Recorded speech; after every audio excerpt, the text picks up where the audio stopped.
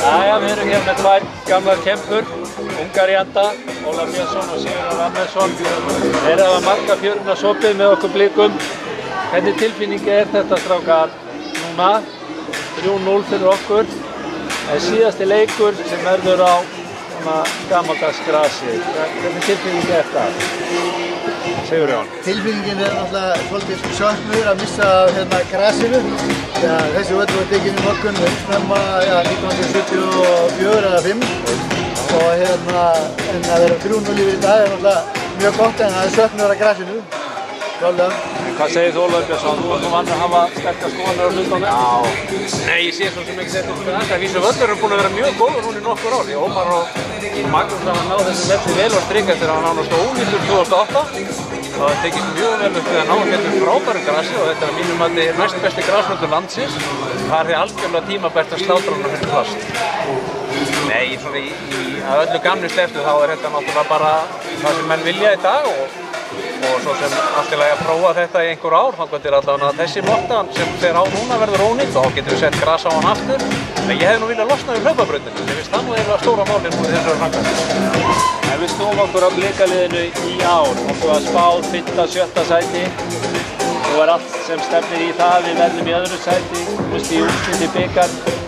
Hvernig er það eitthvað sem kom ykkur óvart?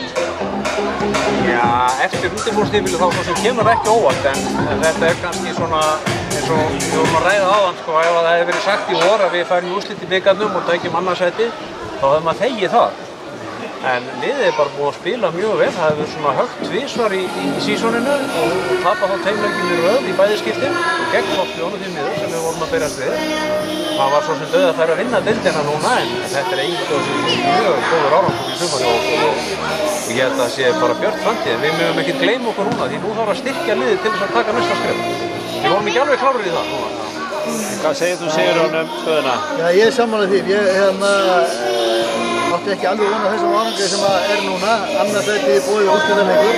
Ég hefði þegið það fyrir mót en það er samt pínu lítið núna svektur og núverandi stundu að hafa ekki klárað þetta alla leið því að við vorum í góðum séns til þess að gera það og ég átti að styrkleikamerki liðsins í sumar að við vorum að vinna léluguleikin okkar sem hefur nú ekki alltaf verið það sem hefur fallið okkur í við sko.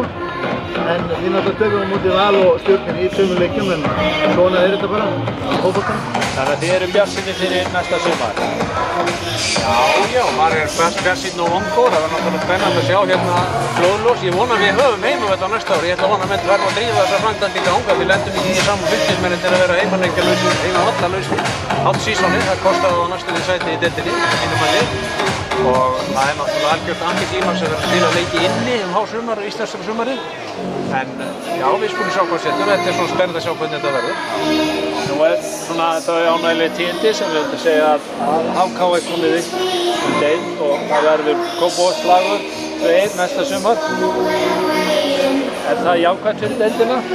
Ég finnst það alveg svakalega jákvæmt. Ég finnst þetta mjög skemmtilega leikir Breiðablik HK. Það er mikið stemning í þessum leikjum og það er svona undirbúningur í Kópavoginum, bæði HK megin og Breiðabliks megin. Ég finnst þetta langt mest spennandi leikir þannig að ég sakna HK að vera ekki eftir. Já, ég segi sama. Það verður spennandi að sjá hitt liðið koma og breyta sig. Ég vona bara að þeir styrki sig nægilega. Ég tel að þeir þurfa að styrkja sig dálítið fyrir deildina og ég vona að þeir geri það þannig að þeir lendi ekki í því sama og Keflvíkingar og liðið sem hafa lendi sem að koma upp að vera að lepja hérna dauðan og skel allt sumarið. Ég vona að þeir verði með alvöru lið og ég held að það sé fullur vilji hjá þeim til að gera það. Þannig að staðan 3-0 núna, hver verða loka úrslit leiksins? Það spái 5-0. 5-0 segir Sigurjón. Já, það verður, ég vona að við setjum 23 viðbútt, annars er KM að fá mikið á hotnum. Þeir gætu lætt inn einu en ég held að verði ekki mikið meira. Þá segjum við bara áfram Blikar og við sjáumst í partíinu í kvöld. Áfram Breiðablik. Áfram Blikar.